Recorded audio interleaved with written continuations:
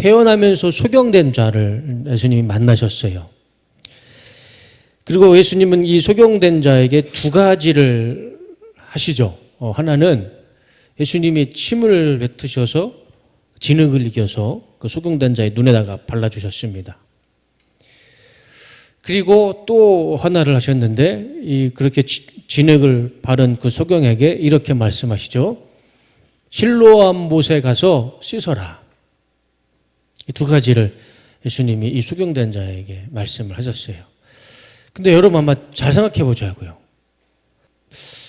저 예수님의 두 가지 행동, 말씀과 행동을 보면 참 인간적으로 신뢰되는 행동 아닙니까? 우리가 성경이니까 이미 이 말씀의 이 결론을 아니까 은혜가 되지만 누군가가 알지도 못하는 사람이 침으로 진흙을 이겨서 내 눈에 발랐어요. 그거 좋아하는 사람 있겠습니까? 감사합니다라고 인사할 수 있겠어요, 여러분들은? 그리고 또 이 사람은 처음부터 소경된 자였어요. 예루살렘에 살아도 앞을 보지 못하기 때문에 실로암이 어디 있는지도 몰라. 실로암이 어디 있는지도 모르는 사람한테 너는 실로암에 가서 네 눈을 씻어라.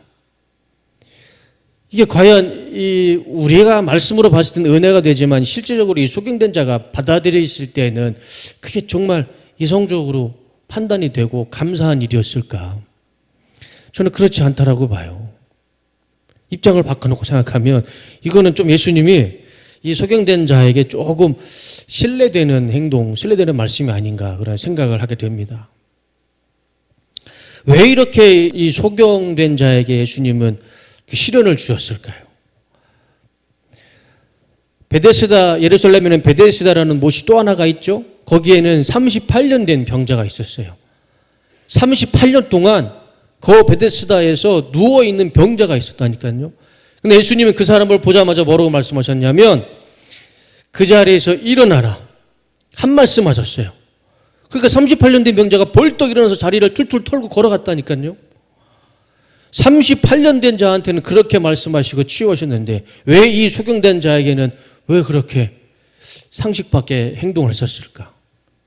무덤 앞에서 나사로야 나오너라 했을 때 죽었던 나사로가요 살아서 걸어 나왔어요. 근데 왜 유독 한 말씀 하면 되는데 네가 보기를 원하느냐? 예, 보기를 원합니다. 그러면 보아라. 그냥 한 말씀만 하면 되잖아요. 굳이 침을 뱉어서 진흙을 이겨서 눈에 바르고 어딘지도 모르는 실로암 못에 가서 씻어라. 그런 말씀을 예수님은 이 소경된 자에게 하셨죠. 우리는 굳이 예수님이 이렇게 말씀하시고 이렇게 행동하신 예수님의 의도는 알 수가 없습니다. 그 누구도 예수님의 왜 이런 행동을 하셨고 왜 그런 말씀하셨는지 그 누구도 예수님의 마음을 몰라요. 의도는 모릅니다. 그런데 예수님의 마음과 의도는 모른다 할지라도 우리는 이 두 구절의 말씀을 통해서 두 가지 분명한 사실을 알 수 있습니다. 빼도 박도 못할 두 가지 분명한 사실, 분명한 진리가 두 가지가 있습니다. 예수님의 의도와 예수님의 속 마음은 모른다 할지라도 우리는 이 두 구절을 통해서 우리가 깨달아야 할 두 가지 진리가 있습니다. 그 두 가지를 말씀드리고 설교를 마치려고 그래요. 첫 번째는 예수님은 태어나면서부터 소경된 자의 눈을 고쳐주셨습니다.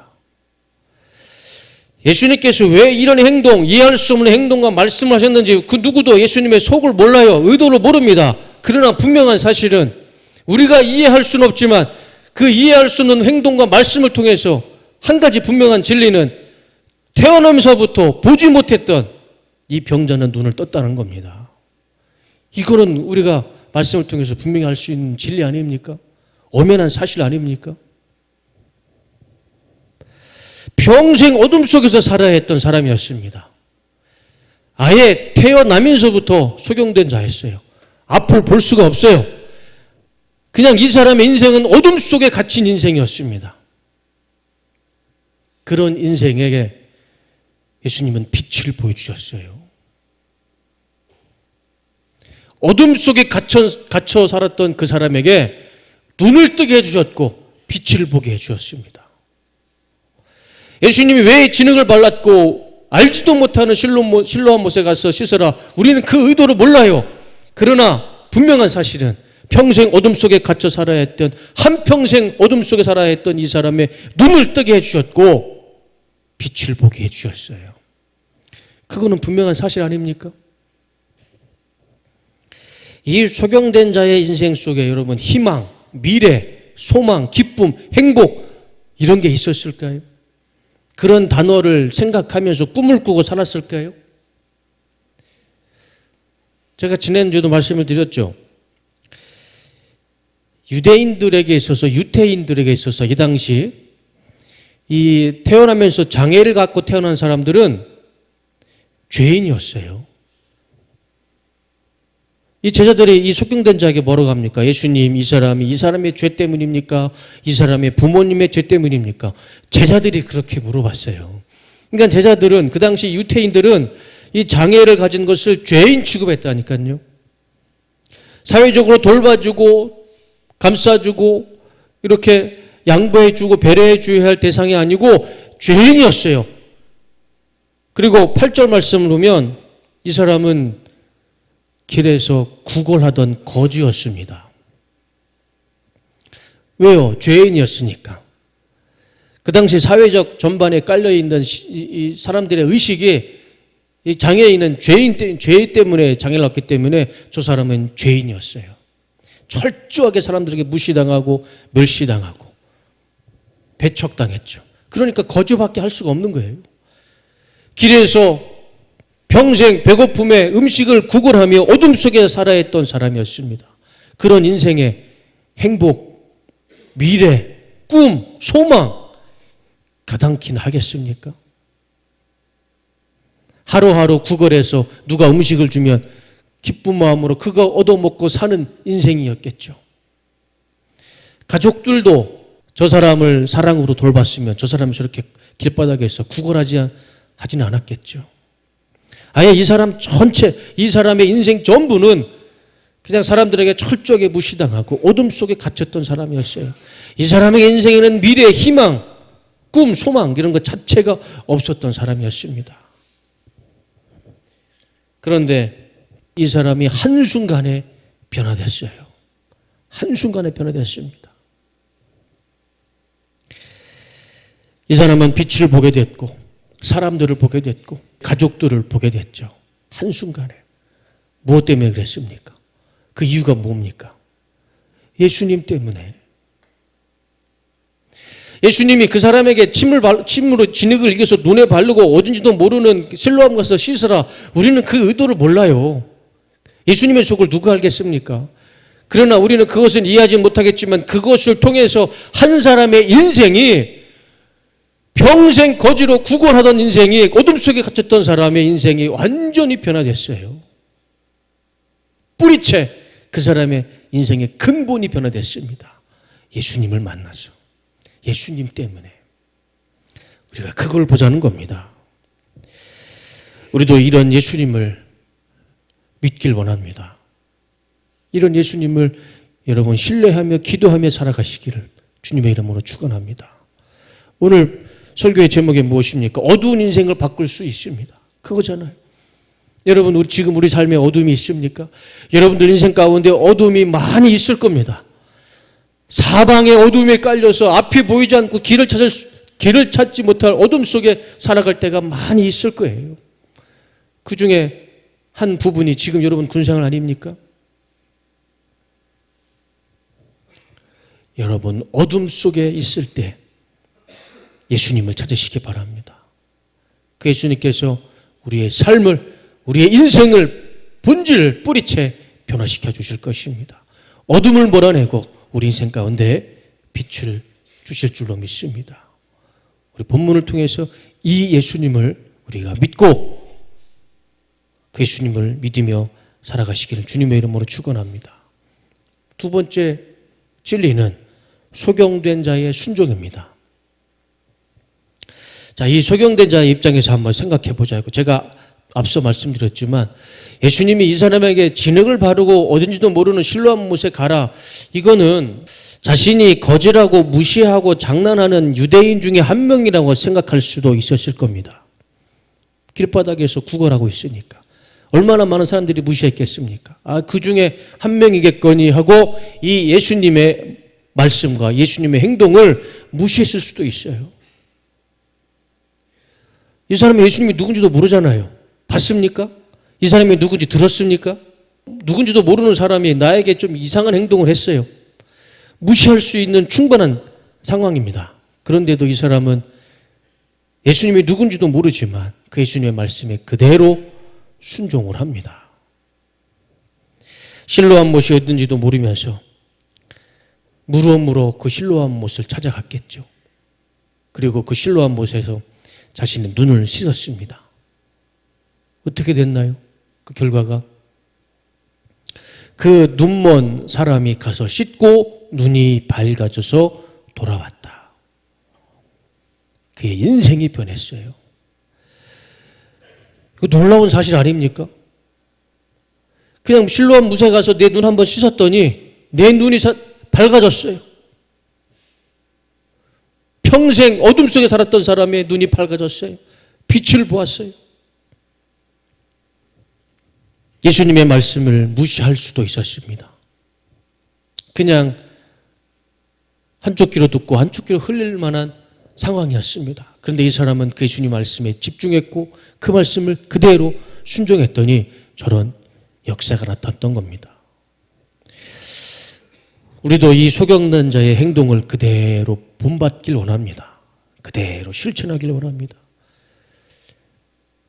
성경 66권의 말씀이 사실 우리에게는 이성적이지 않죠.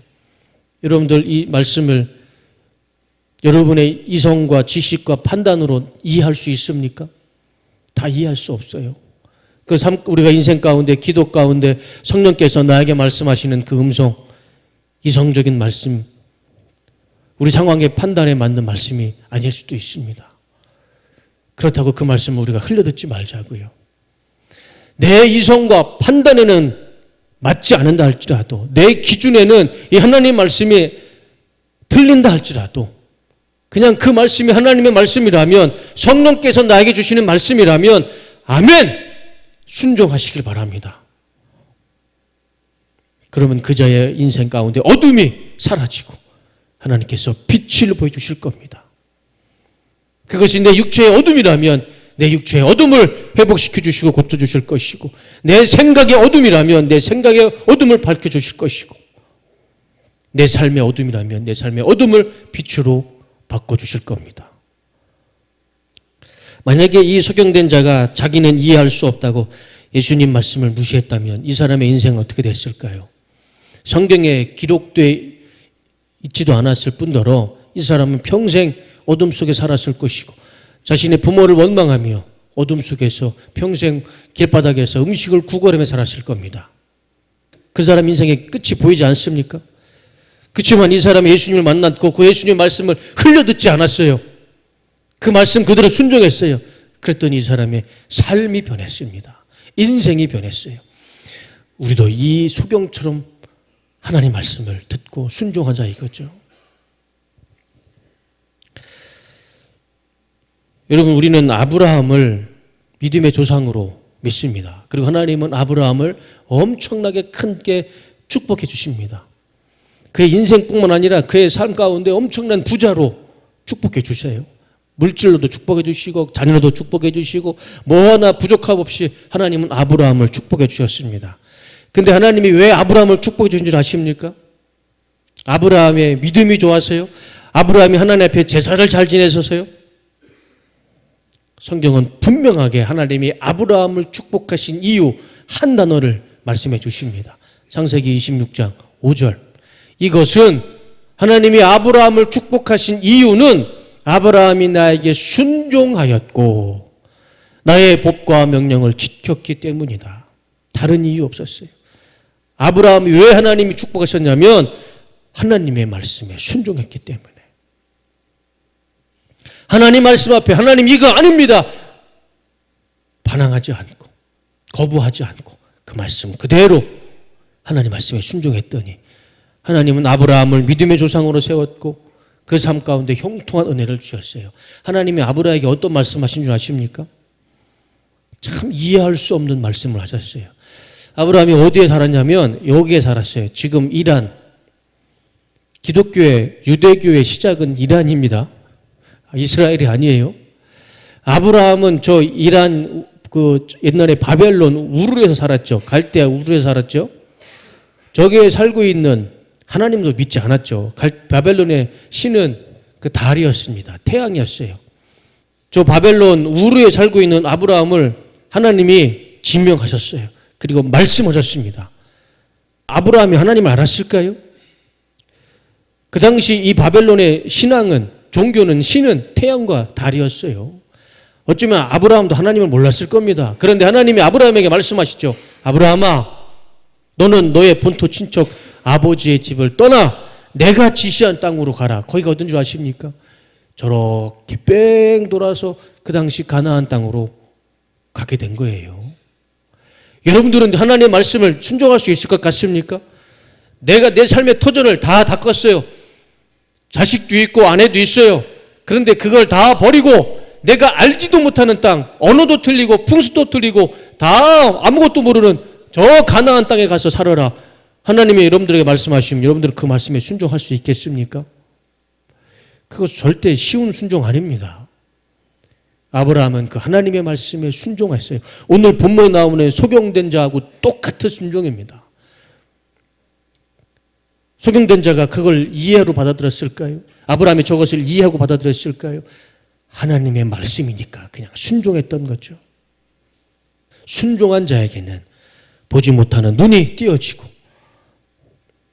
믿음의 조상이 되는 하나님의 놀라운 은혜와 축복을 주시는 줄로 믿습니다.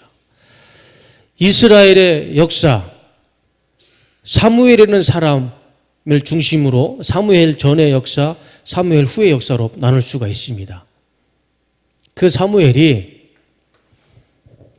사울 왕에게 이렇게 크게 혼을 냅니다.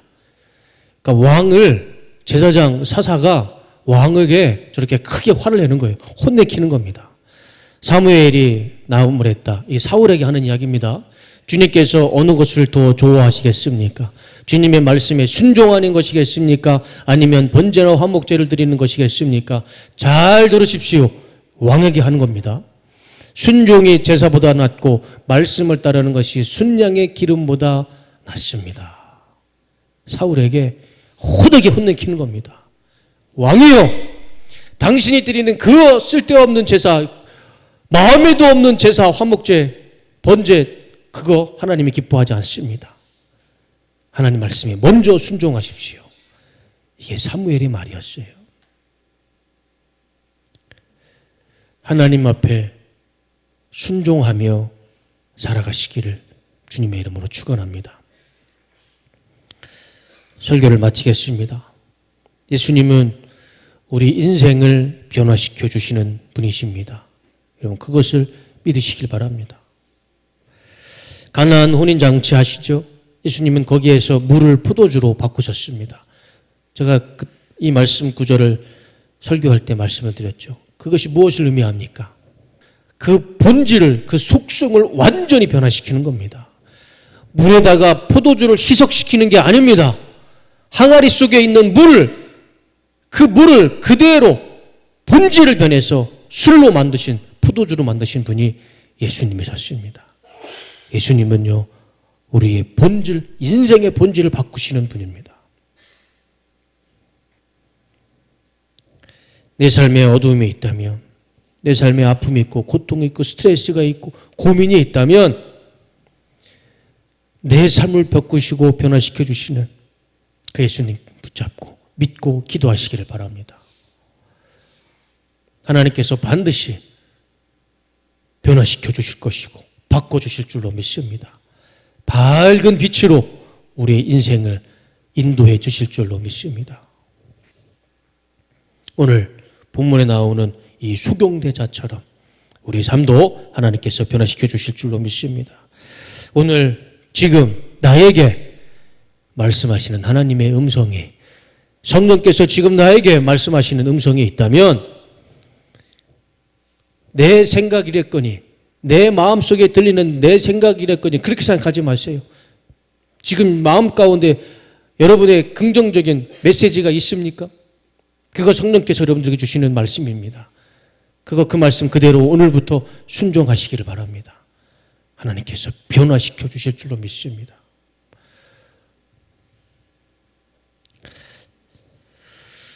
여러분의 순종이 하나님의 기적으로 변화되는 날이 반드시 올 줄로 믿습니다. 우리 복음성가 중에 주님 말씀하시면이라는 복음성가가 있죠. 우리 찬양을 들으시면서 여러분께 지금 오늘 성령께서 나에게 주시는 말씀을 순종하며 살겠습니다 결단하는 시간 갖도록 하겠습니다. 우리 다 같이 찬양하시겠습니다.